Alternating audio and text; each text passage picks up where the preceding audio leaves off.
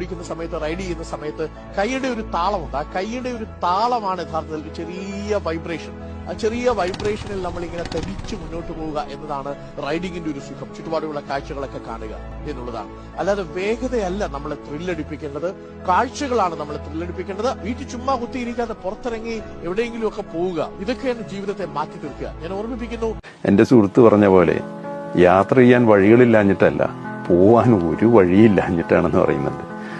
അതായത് വഴി എല്ലാം ഉണ്ട്. നമ്മൾ ഈ പറഞ്ഞ കംഫർട്ട് സോൺ ആകുന്ന നമ്മളെ വീട് അല്ലെങ്കിൽ നമ്മുടെ നിത്യജീവിത രീതി, അതിനൊരു പൂട്ടിട്ടിട്ട് നമ്മൾ പുറത്തേക്ക് ആ താക്കോലും ചുറ്റി ഇറങ്ങി നടക്കുമ്പോഴുള്ള കാഴ്ച ഉണ്ടല്ലോ, വെറുതെ ഒന്ന് നോക്കുക. നിങ്ങളവിടെ മുറ്റത്തുള്ള നിങ്ങളുടെ ചെടികളായിക്കോട്ടെ, ആ പൂക്കൾക്കൊക്കെ ഒരു പ്രത്യേക ഭംഗിയായിരിക്കും കാണുന്ന മനുഷ്യർക്കൊക്കെ. കാരണം പിന്നീട് വേറൊരു ലോകത്തിന് വേറൊരു മൂഡിലാണ് നമ്മൾ.